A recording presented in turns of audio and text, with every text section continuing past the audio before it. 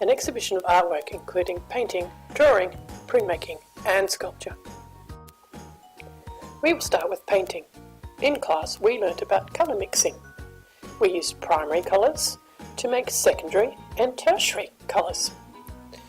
I wonder which colours you mixed to make green or orange. Let's look at the colour wheel, and don't forget to clean your brush between colours. Wow, look at all the wonderful colours you can mix just from red, yellow and blue. Here is a painting I did.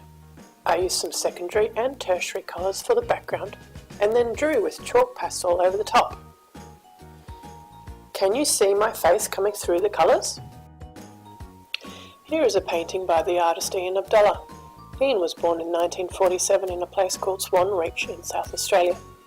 He didn't start painting until he was 40 and loves to paint stories from his life and growing up along the River Murray and other places he has spent time in. Have a look at the top of his paintings. Can you see how he both paints and writes his story? What are other things in his painting that tell a story? Can you see all the plants and animals? Can you recognise any animals? Questions like these can help in working out what the artist is trying to express.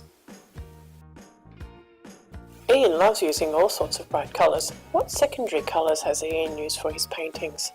Have a look at the lovely brush marks he has used for his trees. I wonder how he made that aqua colour. Well, look at this interesting drawing. We used continuous line for this drawing. This means drawing a line that starts at one spot and finishes at another without lifting the pen or pencil off the paper. See how the line follows the shapes and lines of the face? This was drawn without looking at the paper as well. Do you think you can do that? This is a drawing by the artist John Boker. John was born in 1973 in Sydney and now lives in Bulli. Like Ian, John also likes drawing his surroundings. This drawing is called My Untidy Kitchen. Look at all the different lines he has used. Do you think he has drawn quickly or slowly? This is John drawing in the New South Wales State Library. He visited the library and enjoyed the light coming through the windows, as well as drawing all the visitors to the library. The library asked John to come and draw for 2 weeks.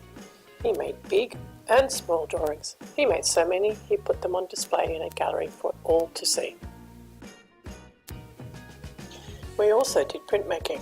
This print is using a scratch board. The board feels a little like foam. You scratch into the board, leaving a dent. Then you roll ink over the board and press the board onto the paper. Wherever the dent is, leaves a white line because the ink did not get into the dent. The Collagraph works differently. You build the image on cardboard using more cardboard. Wherever the ink touches the raised cardboard is where it makes a print on paper. This print is a woodcut made by artist Margaret Preston. Margaret was born in 1875 in Adelaide.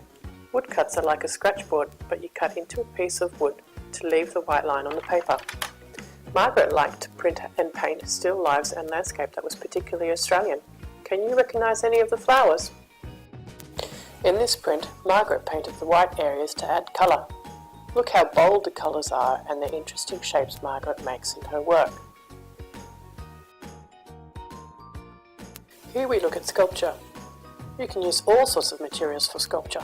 In this case, clay was used. We cut pieces of clay from a big slab and rolled the clay around, making all sorts of three-dimensional shapes. I flattened mine and drew into it with a piece of wire. This clay sculpture was made by artist Peter Cooley. Peter was born in 1956 and brought up in the Northern Rivers area in New South Wales.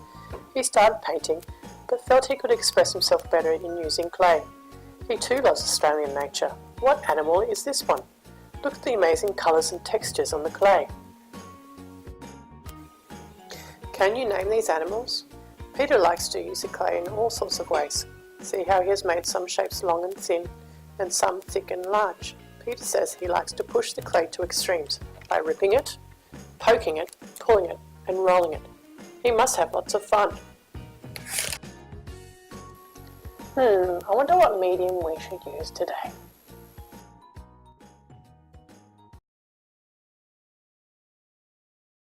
Created using Powtoon.